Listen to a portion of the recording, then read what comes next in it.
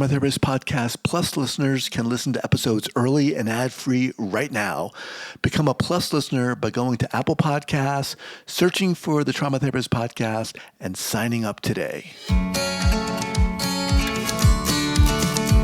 Welcome to the Trauma Therapist Podcast, a show about the incredible people dedicated to helping those who've experienced trauma. My name is Guy McPherson, and my mission is to raise the awareness of trauma and to inspire each of us to help those around us.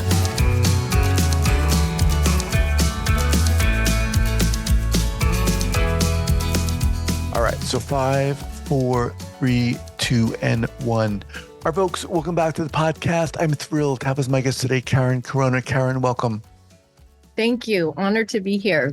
Appreciate it. So Karen is a licensed therapist in the state of Oregon and California with an office based in Portland. She currently provides both telehealth and in-person sessions, specializing in trauma therapy for women.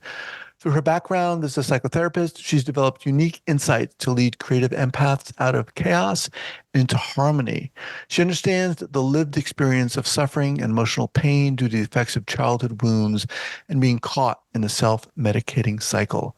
Many years ago, she had an impactful therapy experience as a client, which allowed her to be free from the entanglements of her own inner prison. Karen, thanks for being here. I'm in Bend, Oregon. I know. And I realized that on one of listening to your podcast that you're in Bend. Yeah. And I would like to eventually get closer to Bend when there's a little bit more sunshine than here in Portland. Look, thank you so much for being here. Before we get going, share with the listeners where you're from originally and where you are currently. Originally, I was born and raised in the San Francisco Bay Area and basically lived in California, Northern and Southern California for 45 years. And then I moved to Oregon in 2016, about 7 years ago, and been based out of Portland, Oregon. So I had wanted to move to Oregon for many years and even had a map above my dorm bed in college of Oregon because I had gone on a road trip and discovered Ashland and Bend and Sun River. And it took some time, but I eventually got here. I got licensed here in 2013 in Oregon. And then I was working at Kaiser Permanente and transferred from Bay Area Kaiser to an office at Kaiser Permanente in mental health in Oregon. Nice, nice. So really interesting background you have. How did all this start for you? How did you get into this field? I got into this field from a place where wounding, and it first showed up as some major depression in college. And I spent my 21st birthday in a psychiatric hospital. And that also was the first time I got exposed to art therapy and using the expressive arts as a healing modality. And I really connected with that in that somewhat traumatic experience of being hospitalized. Okay. Wow. So you spent your 21st birthday in a psychiatric. What happened? How did that happen? I had dealt with depression in high school, but was this taskmaster performance, high achieving part was really driven. And it really hit in college where the depression really really took a grip. And so I was, suicidal at the time and was seeing a counselor at the college I was at. And it evolved into a hospitalization. I think that's what I'll say about that. And I've been on, I've been a client as I have been a therapist at the same time. Like I've had client being in that role as I have being in a therapist role, really as kind of a wounded healer, kind of space. As you have a lot of other guests I've had on here. Yeah. So appreciate you sharing that. You said that during that experience, you were exposed to art therapy, which seemed to was pretty impactful for you. Yes. How Yes. so? Can you talk a little bit about that? Yes. I've always been a very creative, empathic, sensitive soul, and I really did not fit into my family of origin with that. And my grandmother wrote of each of her 7 grandchildren when we were 5 years old. And about me, she said, creative little Miss Petite. She's happy and singing anytime she's doing something with her hands, glue, lace, nature, creating her craft creations. And so I've always been creative. And I've also been a creative entrepreneur. In 6th grade, I held a summer camp, art camp for my younger sister's 6 friends. They had to pay 50 cents in a can. That's the entrepreneur, right? I And love I it. held these art experiences where there was a craft every day, and I had an art Wow. set up in the backyard. So it's been a journey to connect with my creative self, and that process has happened in my healing journey, of moving away from false self, kind of Mhm. wounded place into my authentic creative self.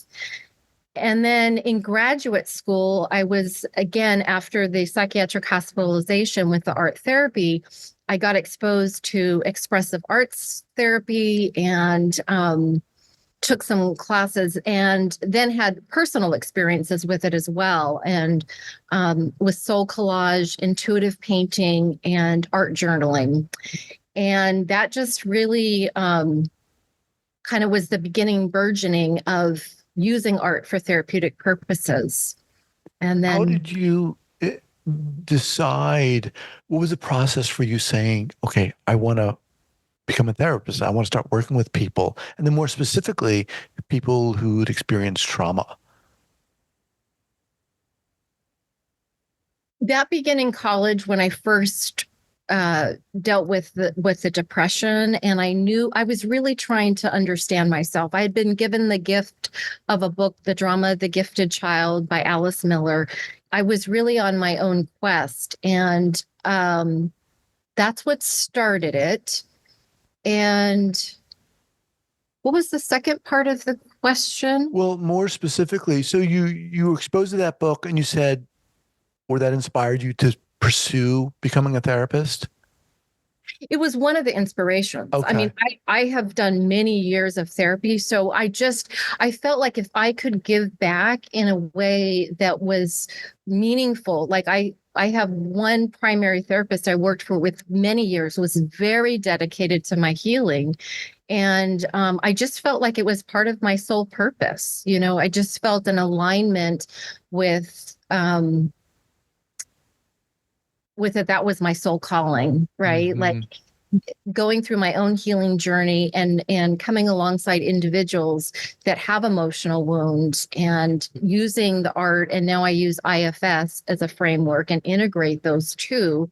It's more of a soul calling. I think I would kind of describe it, you Yeah, know. yeah. I mean, I think that's amazing. I mean, to have that. I mean, that's what I love about this podcast is getting to speak with people like you, like yourself, who through their own experience almost need to reach out. And what was it? Was it reaching out and helping others? How? What did you want to do, Karen, more specifically? How did you want to help people? Did you just want to, or just share your own process, your own journey? Tell us more about that. Mm, How did I want to help people? I wanted it to translate from some of my experience. Like I remember one therapist, she actually had a tear. Like there was such an empathy for an empathic connection in a way that was transformationally healing. And I think more than the skill set, but it's like the essence of who the therapist was as a person Hmm. was a lot of the healing. It Hmm. wasn't uh, certain techniques or tools. And so I think I really come from that place of who I am, the healing work that I have done, and my essence. And the more I can be in what Dick Schwartz IFS talks about is self energy and connected to my authentic higher self, um, I mean, healing magic happens, right? Mm-hmm. Like it's just, and so paying some of what I have been received in my own healing journey feels like my calling, you When know? you said you were talking about that therapist, it was like who she was. Yeah. Say more about that. What did you sense? What did you experience?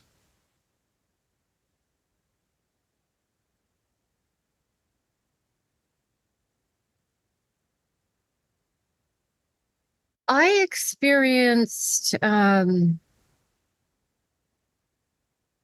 was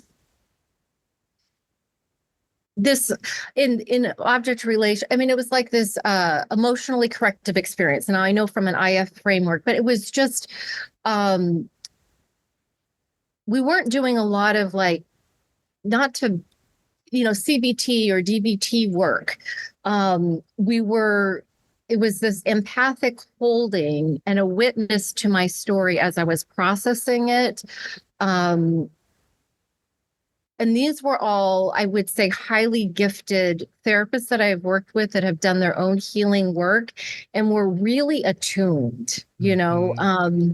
in a way that their presence and how they kind of emotionally held me so that I could do the work happened. Can you, Yeah. yeah, I love what you're saying here. And I think a lot of us, maybe a lot of listeners can get it, but can you give us an example of something that was done or what that therapist might have, how they might have been during a specific, I want to kind of get specific here. What did it Yeah. look like? Yeah.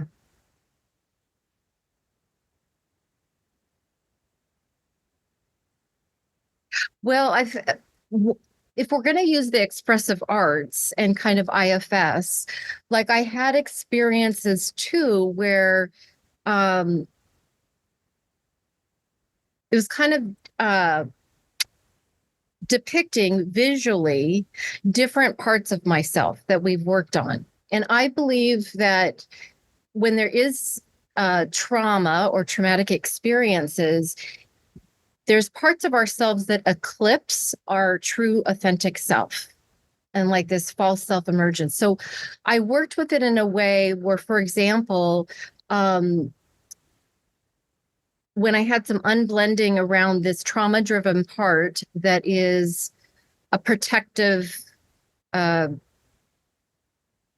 inner taskmaster part that held a lot of the perfectionism, control, trying to earn approval and worth through performance and achievement.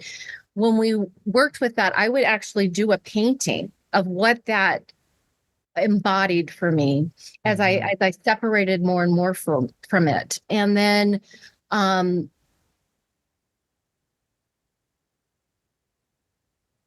there was a kind of a healing befriending process with this part that then allowed me to get to some of the core kind of inner child work and even use art and soul collage to kind of externalize what the internal kind Right. of organization is. And all of this led to the healing where I have access to my creative, authentic higher self. I did not have that for many years. It was Mhm. eclipsed by all of my firefighter parts, my manager part, this trauma driven part. And so that's how I understand the process and um, using kind of some of the expressive arts in that journey. In the bio, I talked about, and the bio you shared talked about, using your own experience to uh, kind of help others, kind of just like what you're talking about, kind of emerge and find their own creativity. How do you work with people? How do you like to work with people? I I like to work with people that are open to expressive arts. And so uh there can often be the misconception that you need to be artistic. And that's so I you know that I kind of will address that misconception. And so, for example, if we're working with a perfectionistic kind of anxiety part, we might start with somatic kind of work. Where is that held in your body, and kind of identifying. And then we might shift to, in color and shape, what does that look like? Or is there an image that comes to you? And so they might be like, well, I just see all these blue and black dots everywhere. That's the anxiety, and it's in my stomach. Okay, let's visually depict that. And then we're working with it in an it's like externalized, working with the anxiety part. What might be something that would contain that a little bit? What would that look like if you added that to the current image? What would that look like as a creative tool to kind of help you? So, and then I use the music often, and journaling. I do a lot of invitation to do letter writing to, which I've done in my own journey, a letter to this taskmaster part that became my greatest persecutory part of my inner oppression. But I could see how it was initially protective. And so in letting go of that part and kind of having it have a different internal organization, I wrote a letter to her. So that's such an interesting concept about some of these parts that, on one hand, we might find very antagonistic or burdensome, but on the other hand, they can be protective. Yes. I have so much to say about that. That's so true. It's very confusing too. Yeah. The very part that started out as protective, it was if I could be perfect, I could avoid further shame and fear, because I grew up in a family of origin that was very highly religious, conservative in the San Francisco Bay Area, fear and shame based. So if I could be perfect enough, this inner taskmaster, then I could avoid further shame. But what happens with our protective manager parts is they often become persecutory. They're misguided. They did the best they could, but it becomes our greatest internal oppressor, because this inner taskmaster, did all the shaming, right? Like, well, that was an A-, like that didn't, and then the self-loathing, right? Like the whole shame cycle. So working with the part to befriend and heal, to have access to my higher self. And I am really passionate about further developing internal family systems and the expressive arts. I feel like it's a powerful merging. And I don't know a lot of clinicians, and maybe there are out there, that are doing this merging and this blend. And that's actually a little bit of my book integrates a little bit of that's coming out. But that's a passion of mine. Let's talk about this book. When is it coming out? What's it called? Called Heart Healing for Radiant Living. I have the cover here. Oh, nice. Wow. Yeah. Pretty. It will be coming out in June. I don't have an exact date. I'm working with a non-traditional publishing company. It's a hybrid in between self-publishing and traditional publishing. So I've been involved in a lot of the process. It's taken a lot longer than I anticipated, but it finally will be birthed sometime in June, and I have some book launches coming up. So congratulations. Yes. That's awesome.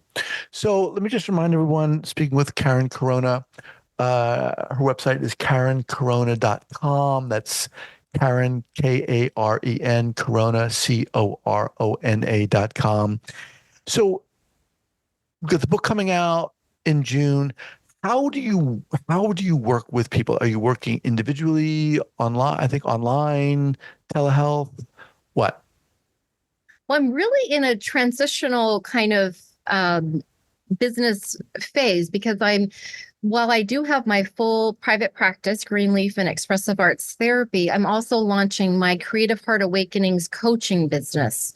And so that's going to be the umbrella for my book, doing creative wellness retreats and workshops and groups. And we'll be also working with individuals one-to-one. So I'm kind of in a transitional, and I have both businesses, different websites, and yeah. So I work with individuals right now, telehealth for psychotherapy in Oregon and California. And then I'll be kind of expanding beyond the therapy room with the launch of my coaching business and my book. And how are you going to be working with people as a coach? What are you going to be doing specifically? Well, I went through a coaching program for therapists, and I'm a creativity and wellness coach. My first offering is uh, individual 6-week heart healing coaching package. And it basically is helping women to heal emotionally through the expressive arts. And can I say one thing about just a little synopsis Please. of my book? Okay. Yeah. So my book is a creative guide to using the expressive arts to healing emotionally. And it's 52 weeks of expressive arts prompts for healing the heart. That's why it's called Heart Healing, but heart has capitalized ART. It's bringing art into the wellness journey. And the 52 weeks, I use an expressive arts heart healing framework. So H stands for Heal Your Heart with Art. So each week there's an art prompt. E is express yourself with music and movement. There's creating playlists, there's music, there's Gabrielle Roth's 5 rhythms. There's prompts for that, for the E, for 52 weeks. The A is affirmations for intentional thought creation and the power. It's a lot of CBT principles in terms of the power of our thoughts on our well-being. R is the ritual of writing and journaling prompts for each of the 52 weeks based on themes. And T is a practice of thankfulness and gratitude, and how a gratitude perspective can be advantageous to our well-being as well. Sounds like it was very well thought out. I love I had the help of an amazing holistic manuscript editor who said, you have 2 books here. You have a memoir and you have your therapist lens healing. Let's just do that one, and later you can do your memoir, because I do have another story in me, a memoir. Yeah. You know, Karen, talking to you, it feels, I mean, you genuinely are sharing yourself and your own story and your own process and your own journey. It's like that's so much a part of the work you're doing. I can feel it. Yeah, you can. Oh, yeah, yeah, yeah, yeah, yeah, yeah. I appreciate you sharing what you've shared. Yeah, yeah. I definitely have been on a journey, and I do think it allows me to connect with those who are brought into my path to work with in a very special way, because I've, if we diagnostically from, borderline personality disorder in my 20s to mood disorder and complex trauma, if we want to talk diagnostically, right? And experience some of the pathologizing that even therapists do around, Of course. And so I do feel that I also hold a powerful story that has an impactful message. And I think that will come out in my memoir. Although I do have little snippets of my story. Like I do talk about the taskmaster part, and I do share about the psychiatric hospitalization and the suicidal ideation on my 21st birthday and some suicide attempts. So I do, but it will come out more fully in a memoir. But yeah, I just appreciate what that was really, that it's heartfelt. I just appreciate you saying that, Guy. Well, you're welcome. I mean, so much of what I'm trying to do here on this podcast is to create a platform for people to share their story. And look, we're all going through something. Yeah. All of us are, and your ability to share that authentically uh, helps people. Of course it does, and I think that there's so much healing in that sharing. That's how we connect, Yeah, absolutely. you know. Absolutely. Yeah. Let Yeah. me ask you, as you've grown and developed as a therapist, working with others, can you share what it's been like for you? I mean, and kind of an early clinical error and what you learned from that.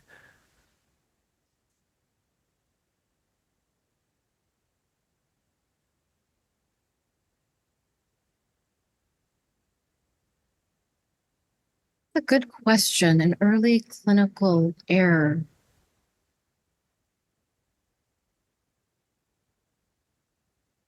I think some of it in my early, it was I would get caught up in um I don't have enough to offer. Like I was preoccupied with myself and kind of doubting myself. And so I wasn't able in my early years to show up in the way I am today. And I think that has a big difference. So in Mm, terms of like clinical errors can always be used for um, even therapeutically for repair in a certain way too, right? Like, right. and I think if there I'm not coming up with a specific example of a clinical error, but I do think that how it might be addressed with the client and kind of repair can go a far way, right? Yep. Yep. Or just kind of taking some ownership. I can see how that response, I got caught in some of my own stuff, right? Like, um, and so I think it's the evolution of me being able to be more my authentic, who I am, and the self energy presence. That has been a process. That didn't just Was happen that overnight. challenging for you to own that? To own that I've been in a long kind of my own Just journey. to own your own, yeah, to own your journey, to own your own experience, to be able to a certain degree share that in the clinical work you do, obviously with boundaries and ethics, of course, but a certain amount of owning your own process and your own story has to go into this work, right? Yes, and I do as clinically appropriate, Of course. I will do some self-disclosure, right? Right. I'll mention, yeah, I've really worked with this trauma-driven part that's been a manager, wow, she wanted the OCD kind of order. Like this is how she operated, right? Like, and then they're like, oh, like it helps with I mean, it just so the more I've used, I think over the years too, I have used more of kind of my story and appropriate self-disclosure in a way that I think sometimes is deeply healing on their Hmm. experience, right? Like Yeah. sometimes it just diffuses the shame. And so much with trauma wounding is, these shame-based parts and the inner shaming that happens. And so when I'll share something, it really can diffuse it, yeah. Yeah. And there's I've had so many different experiences in my healing journey that I can, I Hmm. mean, even a woman that had postpartum psychosis, I was able to disclose I've Hmm. I've been had a manic psychotic. I mean, I'm still like, and that I think helped her so much. She had so much shame as a mother that she Right. had this psychotic postpartum depression, Yeah. right? Like I just it's an element that I bring in that I do think has healing, transformative kind of,